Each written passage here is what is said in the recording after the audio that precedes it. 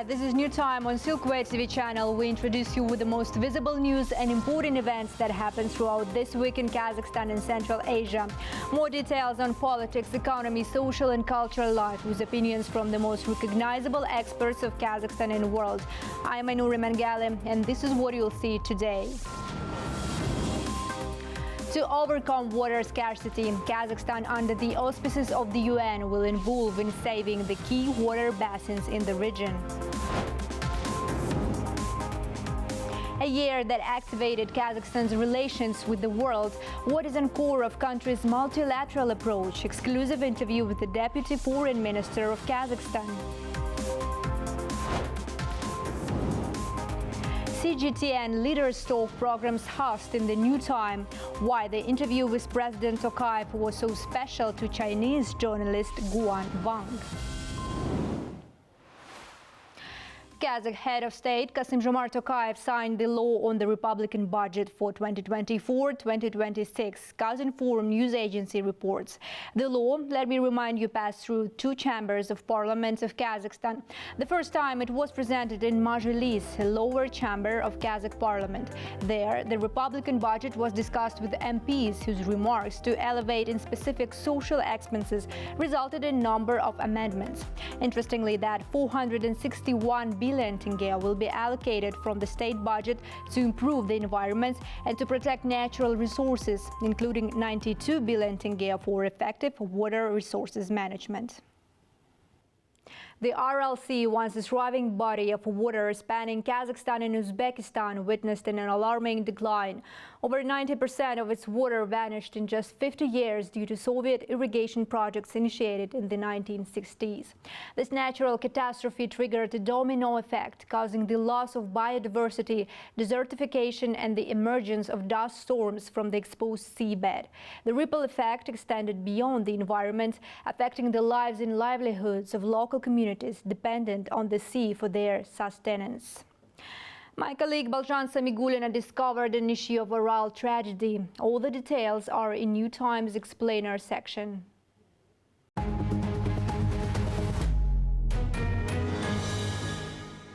The Aral Sea today is only 9% of its historical size, and its waters have decreased by 24% compared to 1965. Until recently, it used to be the fourth largest lake in the world with 68,000 square kilometers. Its drastic reduction is labeled as one of the planet's most severe environmental disasters. Once boasting a thriving fishing industry, the Aral Sea's decline led to widespread unemployment and economic adversity in the region. Moreover, heavy pollution in the area gave rise to public health issues. The sea's retreat didn't just alter the landscape, it triggered global climate shifts, intensifying summer's heat, prolonging winters, and reshaping the environment in ways unimaginable a few decades ago. It is known that the dynamics of the Aral Sea is cyclical. It has risen and decreased several times in its history. Over the past 10 years, both climate and anthropogenic pressures have had a negative impact. As a result, in 1993, a World Bank mission arrived in the region, which concluded that in the near future it would be difficult to restore the former size of the Aral Sea. It is more realistic to work on improving the delta parts of two large rivers and creating favorable hydrological conditions for the remaining reservoirs in the Aral Sea. These are the northern and western Aral Seas. Back in 1993, the leaders of 5 Central Asian states united to establish the International Fund for Saving the Aral Sea. Their collective commitment aimed to restore the environment and jumpstart social economic development in the Aral Sea area. This fund not just elevated the Aral Sea's district onto the global platform, but also served as a linchpin in coordinating efforts to tackle the crisis. Collaborating with key international organizations, the fund actively addressed the global implications of the Aral Sea issue. Janbolat Nadyrov, founder of the fund, underscores the belief that the solution lies in a collaborative effort from the international community. We will hold negotiations jointly with the Ministry of Water Resources and with the authorities of the Russian Federation. We will be based on legislative acts that we have signed with Russia and on legislative acts of an international nature.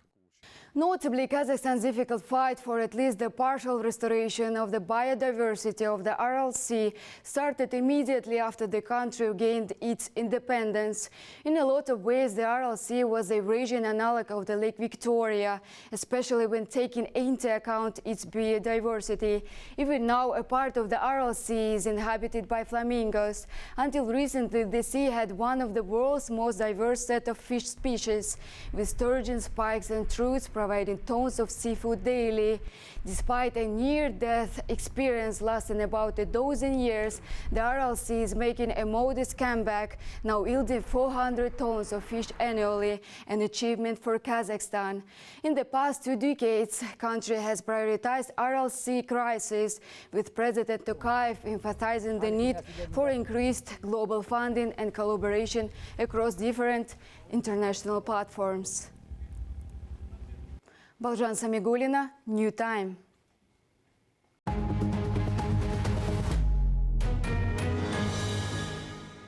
Aral Sea can not only be saved but returned back to its original size thanks to 2 projects focused on constructing new channels for Yesil and Irtysh rivers, with first stage of completion expected by 2026. That was said by an ambassador of the International Caspian Aral Basin Ecosystem Revival and Flood Mitigation, Yan Kavan, in an interview to the New Time. According to the President of the UN General Assembly's 57th session, these projects aim not only to save the ecosystem but also have the potential to generate up to 3,500 jobs and alleviate poverty in the Aral area. What is going to be done for the preservation of Caspian Aral Basin on international level? Is Caspian Sea going to follow the same fate as the Aral? Please watch the fragment of Balzhan Samigulina's interview.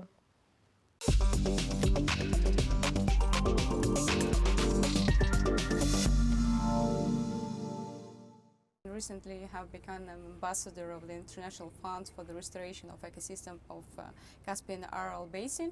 In this regard, what plans and goals have you set for yourself for this role? I understand that basically we will concentrate on 2 projects, starting with the slightly easier one, and that's the building a channel for up to 70 kilometers long to master the floodwaters of the Yesil River. As a follow-up, there will be a second project, and that's to divert the waters of the Irtysh River down to the south, which in my opinion is a mega and a very ambitious and of course costly project. And I do believe that these projects will at least reduce the level of poverty and create up to 350,000 jobs, allow people to return to the area, that you could restore the level of fish farming. So my role here to conclude this is to lobby for the project, facilitate communication with other governments, international organizations, particularly given my own experience, United Nations. Let me ask when these projects are going to start, or they are already ongoing? They are being planned, and I think in fairly greater detail. The idea is to see, in my opinion, to see first results at least during the next 3 years, and I hope to map it out, the first stages up to the 2026 climatic summit. Yes, Aral Sea has decreased more than 90%. Can we say that in the near future this sea will disappear from the world map, or there is still chance to make it back, and if yes, what should we do for that as a country and maybe as the whole world? I do believe that now that the dangers are obvious, and that the awareness of it is great, and that the international fund was set up, and that you now have people and experts ready to rectify the mistake. If we find sufficient funding and international support, I do believe that the Aral Sea can be saved, and not even saved, but returned back to its previous level. original. Let us speak about the Caspian Sea. It also has some risks. The water level has also been increasing for last few years. Can we expect that Caspian Sea will follow the same scenario as Aral Sea? I do believe that people and humankind is capable of learning from their own mistakes, and therefore, once it became clear what happened to the Aral Sea, people will be much more aware of the dangers facing Caspian Sea, which has been, as you said, decreasing the water level for about 10 years. I do believe that Caspian Sea will not face the same fate as the Aral Sea. Let me conclude our interview and ask the last question. Water is, one might say, is a new gold nowadays. And how do you think Kazakhstan use its water resources nowadays, in your opinion? At least on the materials I've studied up to now, one has to unfortunately conclude that there is insufficient management of water resources. Human efforts, government efforts, efforts of the respective agencies can try to mitigate this impact and try to reverse it. And that, up to now, has been done in, I would put it mildly, not in optimal manner. Tons and tons of water are being lost, and given the importance of water, which is present-day gold, this is something which I don't think should be tolerated for any longer. And Kazakhstan here suffers from it most. So I think it's on the Kazakhstan authorities, both state but also private, such as the International Fund I will be working for, to try to rectify that.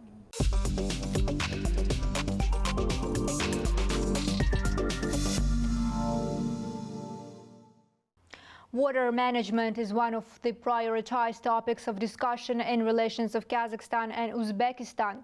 Recently, the second biggest Central Asian economy ratified the Treaty of Allied Relations with Kazakhstan. This and other important news topics on Central Asia is in review of political observer Ozhet Shagirbayev. Good evening, Ozhet. The floor is yours. Thank you, Ainur. I'm ready to start in a moment.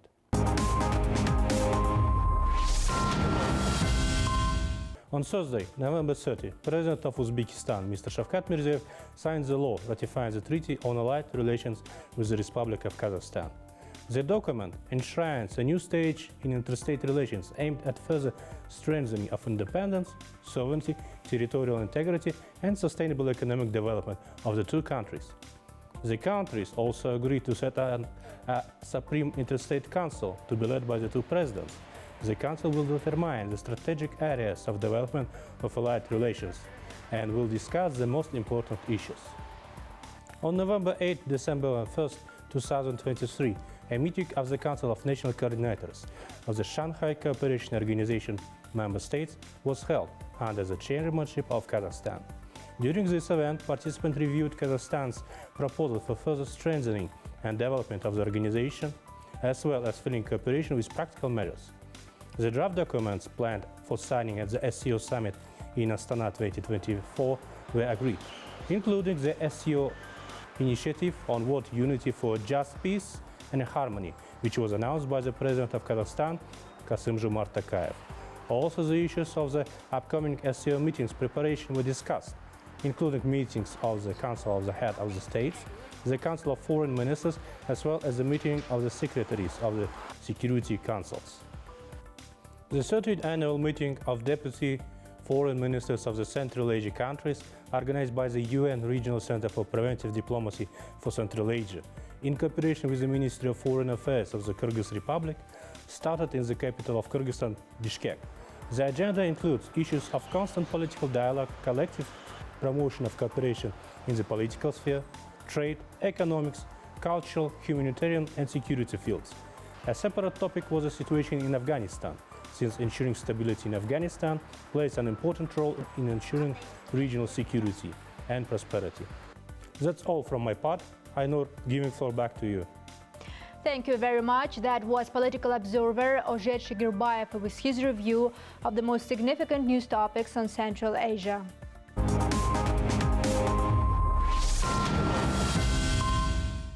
2023 was very productive for Kazakhstan's diplomacy. This year, country hosted 11 leaders of foreign states.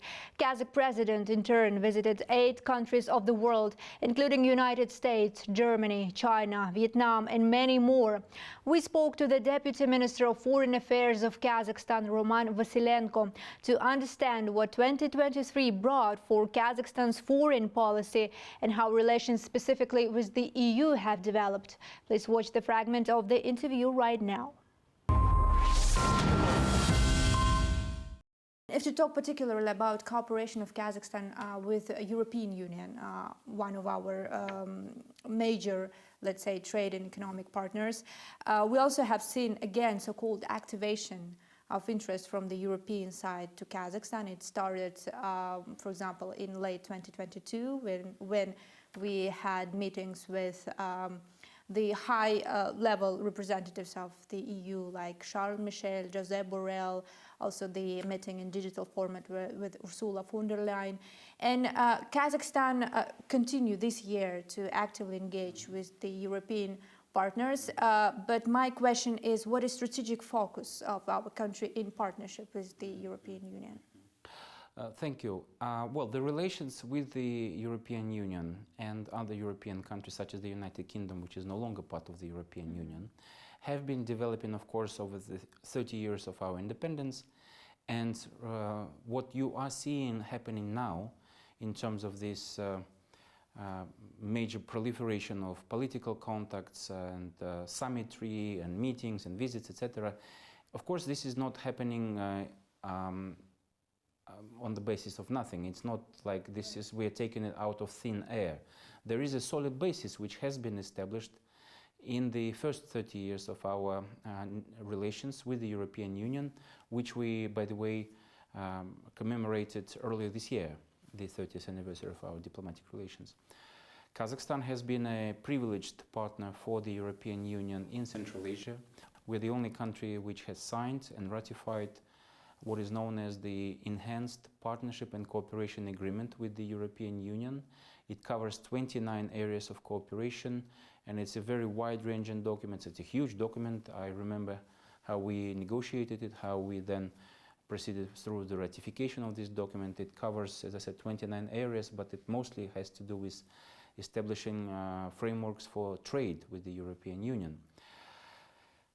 But again, in this very complex geopolitical environment, against the backdrop of the upheaval even in our own neighborhood and the conflict in Ukraine, Kazakhstan has taken a very clear position, and our president has made it very clear that Kazakhstan stands for the need, for the respect for the United Nations Charter, its fundamental principles of the territorial integrity and respect for sovereignty, and that Kazakhstan stands for the peaceful resolution of conflicts, peaceful diplomatic resolution of conflicts. And it is this position that the president of Kazakhstan has taken that has conditioned the strong interest on behalf of the European Union to have even stronger, even closer ties with Kazakhstan. Yes, we have been traditional partners in, say, oil and gas industry. Right. And Kazakhstan has been supplying oil and gas, mostly oil, to the European Union. We supply 9% of Europe's needs. Kazakhstan has also been, in recent years, a key supplier of uranium to the European Union, and especially to France, for example. But in recent years, as the European Union is engaged in the so-called double transition, green transition and digital transition, greater focus has been paid to new areas of our cooperation. What I mean is that there are three specific areas which are at the forefront of our discussions and our cooperation with the European leaders, be it in Brussels or the European leaders of individual European countries such as President Macron of France or Steinmeier of Germany. What I mean is that first and foremost, we are talking about a big potential for cooperation in rare earth metals. Kazakhstan already produces 18 out of 34 rare earth metals that the European Union identifies as critical raw materials. And there is a big potential for expanding this cooperation. And there are specific examples of the successful launch of cooperation, such as a German company, HMS Bergbau, for example, acquiring several licenses to develop lithium in Kazakhstan. So rare earth metals is the future of our cooperation. It's the future of mankind for the next 15-20 years, perhaps. And all those new technologies, they require a lot of rare earth metals, such as lithium, cobalt, and others. And Kazakhstan is rich in all of them. So that's one area. The second area is green energy, and in particular green hydrogen. And this is where the EU and Kazakhstan are quite keen to cooperate as well. And there too, there are specific examples, such as a huge project that is being developed now by German company Svevind to produce up to 3 million tons of green hydrogen beginning in 2032, which is 1/5 of the European Union's needs in this critical material. So this project is now on track. It's been developed, it's been implemented, it has been formally launched when German Federal President Frank-Walter Steinmeier visited Astana and then Aktau, where this project is located. And the third area of cooperation is, of course, transport and logistics.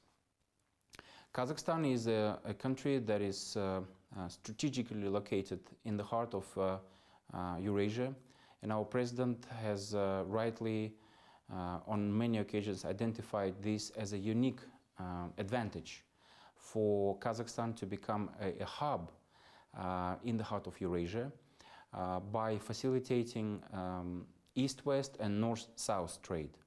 As far as the European Union is concerned, of course, the route that is of great interest to the European Union is the east-west connection between China and Europe via Kazakhstan, via the Caspian Sea, via South Caucasus. We're talking about middle corridor. Yes, exactly. We're talking about the middle corridor, and that's the focus of our discussion, the focus of our efforts, and that's going to be the buzzword of the next decade, at least, I believe. It is important to note that the European Bank for Reconstruction and Development, as well as other development banks and international financial institutions, conducted studies of the most sustainable options or the most promising options to develop connectivity between Central Asia and Europe, and identified the route traversing through southern Kazakhstan as the most sustainable option.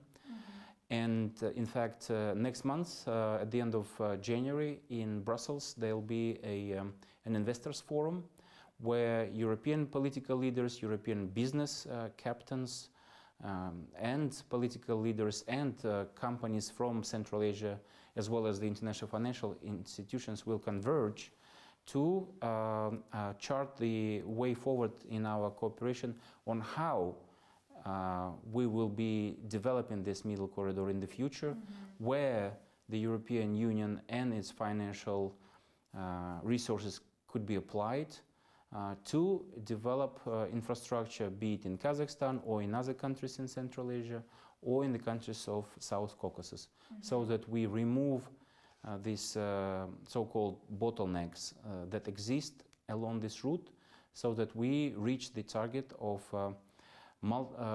achieving the growth of transportation along this route by several times by 2030. The full interview with Roman Vasilenko is available on our YouTube channel. You can use QR code on your screens to watch it now. And we continue. This week, the world celebrated International Volunteer Day. Kazakhstan, with over 3,000 registered volunteer organizations, also joined the celebration. On X social network, the president of Kazakhstan, Kassym-Jomart Tokayev, congratulated all volunteers on their holiday, noting their great contribution to the development of the country's welfare. Balzhan Samigulina met with Vera Kim, a member of parliament and a chairperson of National Volunteer Network, and listened to her warm-hearted story.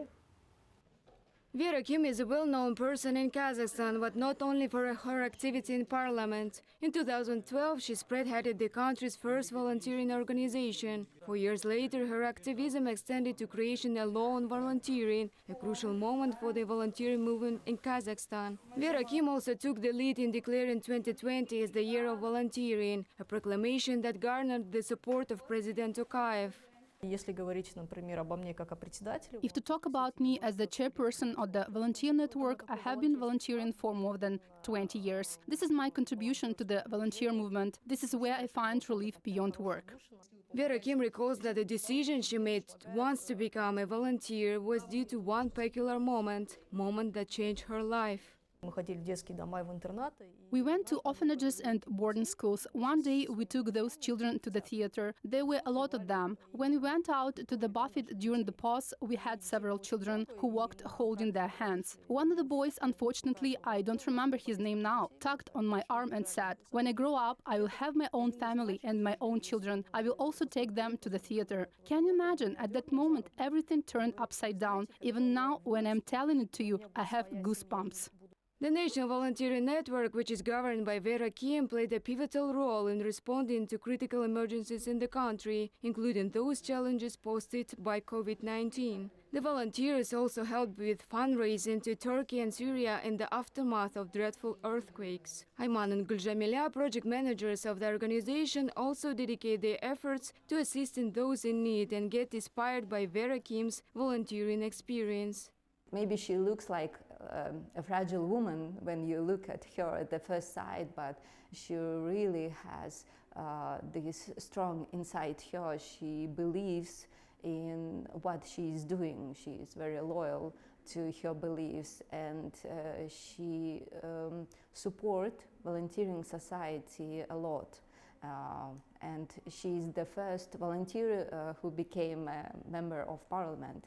So yes, it's quite inspiring person for not only for me, but I think for the whole volunteering society. In my opinion, Vera is a role model for our Kazakhstan's volunteers. The politics didn't change her.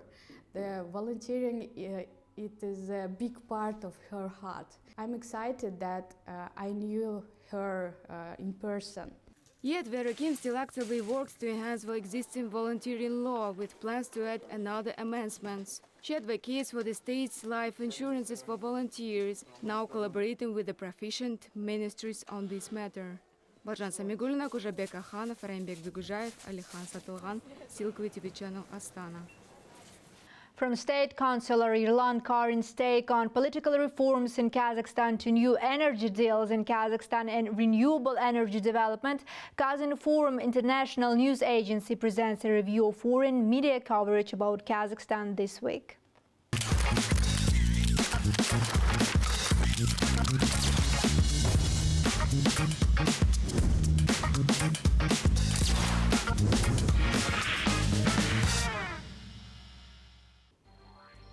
State Councillor Yerlan Karin's article titled L'agenda créative du Kazakhstan, summing up some of the results of Kazakhstan's development this year, was published in France's L'Essentiel des Relations International magazine. In this article, State Councillor observes that President Kassym-Jomart Tokayev consistently implements reforms intending to modernize Kazakhstan. According to him, the year 2023 was no different and was characterized by a multitude of reforms. Yerlan Karin highlights the coherence of the reforms in both politics and the economy led by the Kazakh president. Each reform and new initiative complement one another and possesses a systemic nature. Reuters reported on December 2nd about the agreements Kazakhstan entered with France's Total Energies, the United Arab Emirates company Masdar, and Saudi Arabia's Aqua Power to construct wind farms, boosting a combined capacity of 3 gigawatts. The farms will be built in the southern Jambil region, the southeastern Jetesu region, and either Kostanay or Akmola regions in the north, reads the article. Euronews published an article about the meeting of the United Nations Special Program for the Economies of Central Asia, SPECA, in Baku. It devoted part of the article to Kazakhstan's clean energy transition. Euronews interviewed President of Kazakhstan, Kassym-Jomart Tokayev, on how Kazakhstan sees the net zero transformation. We're quite serious about decarbonizing our economy and about the diversification of our economy, making impetus on developing non-carbon sectors in Kazakhstan, Tokayev told Euronews. The geopolitics and New York-based magazine on international relations, world politics, and a wide range of issues of global importance published an article on December 4th discussing Kazakhstan's environmental journey.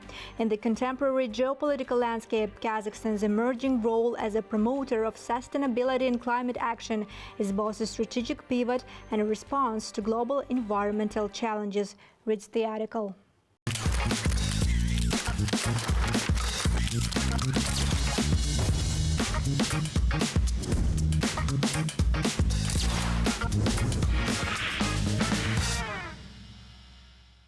That's it for the press review this week. We will continue following the most interesting and important media coverage on Kazakhstan and this region. Meanwhile, during UN climate conference in Dubai, in an atmosphere of rush and adrenaline, the Silkway team was able to meet with a journalist and TV host from CGTN, China's international broadcaster Guan Wang, who also came to one of the hottest cities in the world to cover the agenda of the UN's 28th conference on climate change.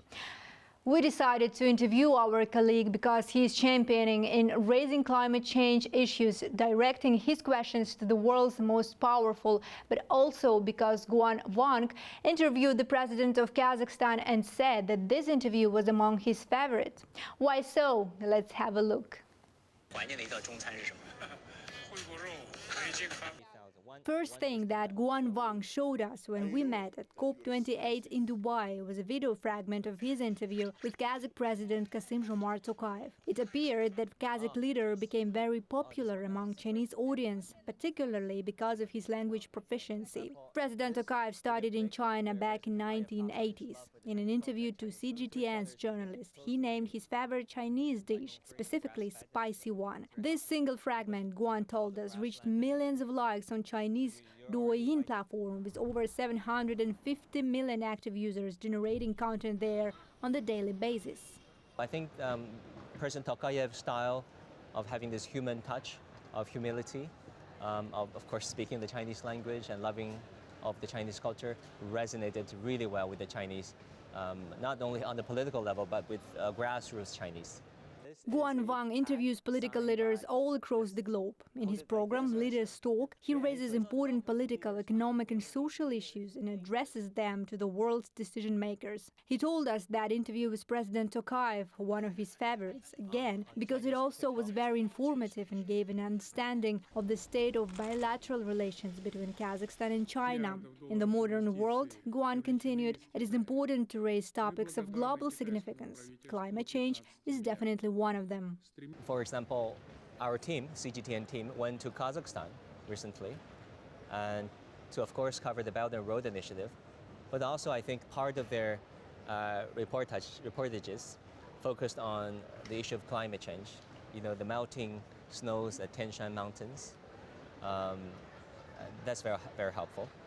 I think there should be more and more reporting like that so that the developed world can pay attention to what's going on in the developing world.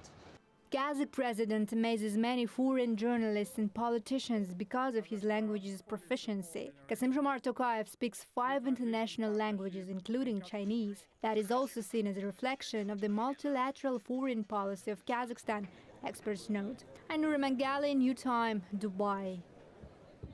That's it for today. All the main news about Kazakhstan and Central Asia you can find here. More special projects about our country you can also watch on Silkway TV channel.